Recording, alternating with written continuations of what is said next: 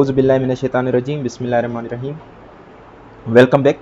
तो आज के लेक्चर में हम रिवीजन ऑफ जावा करेंगे और इसमें सिर्फ और सिर्फ बेसिक कॉन्सेप्ट्स को बहुत ही जल्दी हम रिवाइज करेंगे। मैं उम्मीद करता हूं कि आपने ऑब्जेक्ट ओरिएंटेड प्रोग्रामिंग के कॉन्सेप्ट्स पिछले सेमेस्टर्स में और कुछ जावा के कॉन्सेप्ट्स आपने पिछले सेमेस्टर में वेब टेक्नोलॉजीज में पढ़े होंगे। तो let's start with this revision of Java. इसके लिए मैंने जो कोर्स डिज़ाइन किया हुआ है रिवीजन ऑफ जावा के लिए, जावा के जो बेसिक कॉन्सेप्ट्स हैं हमारे पास, उसमें मैंने जो प्रीमिटिव और रेफरेंस टाइप्स का डिफरेंस है, that I believe that is very important concept के जो टाइप्स हैं जावा में किस तरह से डिफाइन होते हैं। बेसिक हमारे पास टाइप्स हैं प्रीमिटिव और रेफरेंस टाइप्स के, उनमें क्या डिफरेंस है, उनकी डिमॉन्स्ट्रेशन के लिए मैंने एक प्रोग्राम बनाया हुआ है जिसमें जो ना सारे कॉन्सेप्ट्स हम डिफाइन करेंगे और उसको प्रैक्टिस करेंगे। उसके अलावा मैंने जो ऑब्जेक्ट ओरिएंटेड प्रोग्रामिंग के कॉन्सेप्ट्स हैं, जो मेन पिलर्स हैं, encapsulation, inheritance, polymorphism and abstraction, इनके कॉन्सेप्ट्स को मैंने बहुत ही जो ना कॉम्प्रिहेंसिव वे में डिफाइन करने की कोशिश की है। तो if you already know these concepts तो ये अच्छी बात है, ठीक है। अगर आप डिटेल में इन चीज़ों को देखना चाहते हैं तो there are lot of references available, आप प्रीवियस कोर्सेज को देख सकते हैं, but these are very crucial concepts before we can start our journey to Android application development. तो let's start with this primitive and reference types. तो जावा में जब हम कोई वेरिएबल डिफाइन करते हैं तो उसका कोई ना कोई टाइप होना चाहिए, ठीक है।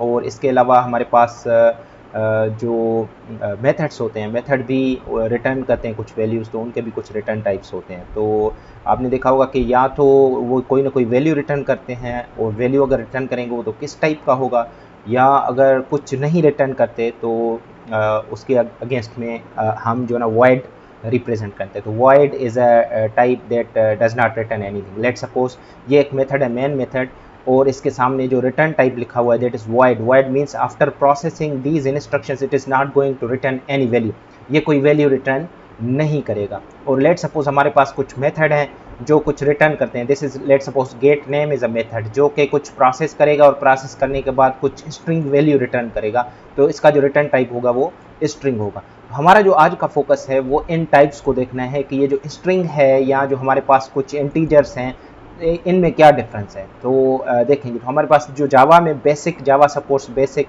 टू टाइप्स ऑफ वेरिएबल्स, एक हमारे पास प्रीमिटिव टाइप्स होते हैं, दूसरे रेफरेंस टाइप्स होते हैं।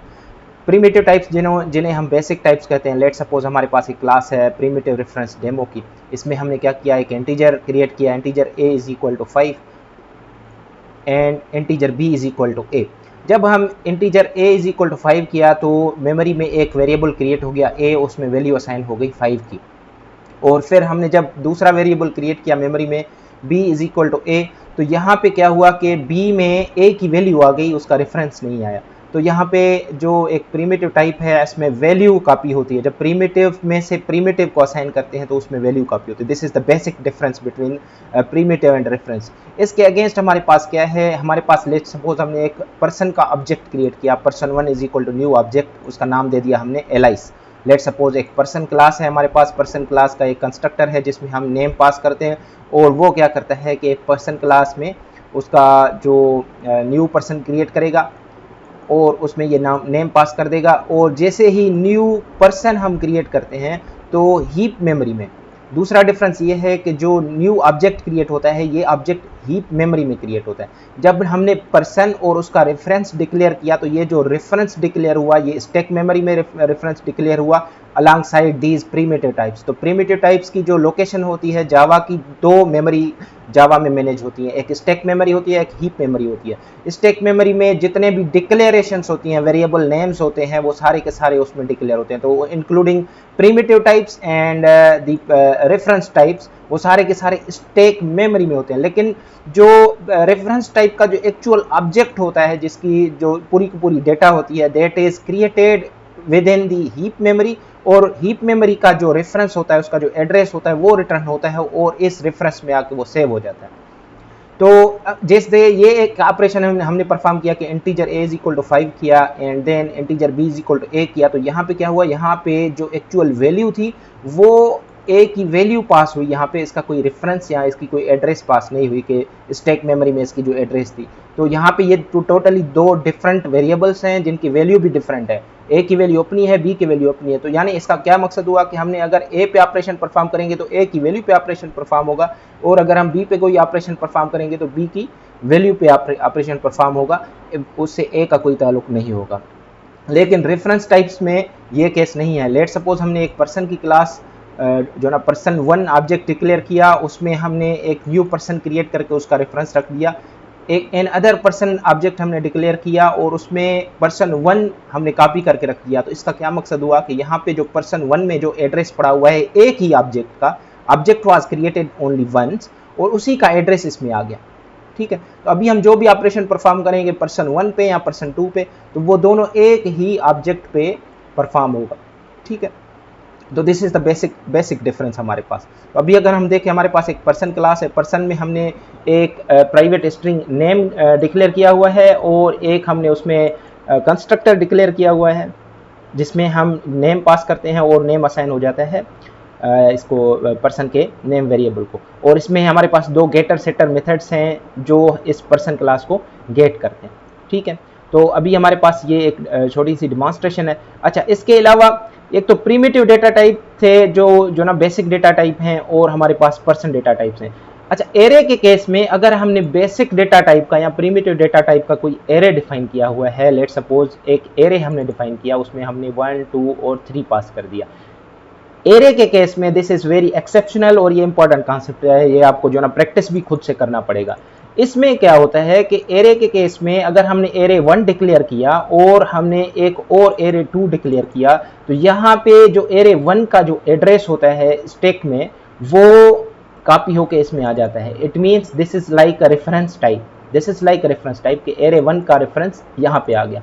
यानी एरे 1 और एरे 2 एक ही एरे को पॉइंट कर रहे हैं, और जो भी हम एरे 1 या एरे 2 पे ऑपरेशन परफॉर्म करेंगे वो दोनों पे परफॉर्म होगा, because they are referencing to same memory location. तो रेफरेंस लाइक मेमोरी लोकेशन। तो लेट सपोज हमारे पास हमने क्या किया, एरे 1 डिक्लेयर किया, एरे 1 हमने उसमें जो एलिमेंट्स रखे 1, 2 एंड 3 रखे, फिर एरे 2 को असाइन कर दिया एरे 1 का रेफरेंस, यानी दोनों एक ही एरे को पॉइंट कर रहे हैं। और हमने लेट सपोज एक ऑपरेशन परफॉर्म की कि एरे 2 का जो 0 एलिमेंट है उसमें वैल्यू रख दें 99। इट मीन्स ये क्या करेगा कि इस रेफरेंस पे जाके जो पहला एलिमेंट है उसका वैल्यू 99 रख देगा। तो यानी array 1 and array 2 both are pointing to same location, तो दोनों का वैल्यू 99 हो जाएगा। ठीक है, तो अभी हम क्या करेंगे, इस मेन मेथड को रन करके देखेंगे। पहले हमने इसमें इंटीजर डिक्लेयर किया a is equal to 5, b is equal to a, तो फिर बाद में हमने b की वैल्यू 10 कर दी। तो हमारे पास a की वैल्यू अनचेंज्ड रहनी चाहिए और b की वैल्यू चेंज हो जानी चाहिए, because these are primitive types और इसमें रेफरेंसेस नहीं होते। अगर हमने person1 और person2 रखे हुए हैं, तो person1 में हमने जो नेम रखा था एलाइस रखा था, एंड person2 ये रखा था। तो अभी हमने क्या किया, person2 dot set name Bob कर दिया। तो पहले हमारे पास जो न्यू पर्सन था उसका नेम एलाइस था, बाद में हमने इसी पर्सन का नेम चेंज कर दिया Bob, because these both are referencing to same object. ठीक है, फिर हमने क्या किया, दो एरे डिक्लेयर किए, दो एरे डिक्लेयर करके हमने एक ही एरे दोनों में कॉपी कर दिया, और हमने बाद में दूसरे एरे के जो पहला एलिमेंट था उसको हमने वैल्यू को चेंज कर दिया और हमने उसको प्रिंट करने की कोशिश की। ठीक है, तो ये एक मेथड है जो ना एरे को प्रिंट करता होता है। ठीक है, तो लेट सपोज इसको रन करते हैं तो देखते हैं क्या वैल्यूज आ जाती है।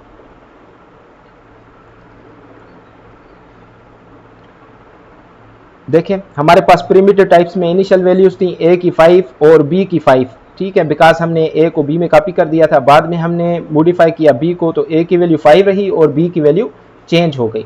लेकिन रेफरेंस टाइप में हमारे पास इनिशियल वैल्यू एलाइस थी, person1 की भी person2 की, because these both were pointing to same object. तो बाद में हमने person2 की वैल्यू चेंज कर दी, बॉब रख दी, लेकिन वो because these were pointing to same reference, तो रेफरेंस के थ्रू दोनों की वैल्यू चेंज हो गई, person1 एंड person2 दोनों चेंज हो गए। Same is the case with the arrays. Array में हमारे पास इनिशियल वैल्यू 1, 2, 3 थी, एरे 2 को हमने एरे 1 को कॉपी कर दिया एरे 2 में, तो उसका रेफरेंस कॉपी हो गया, both were pointing to same location.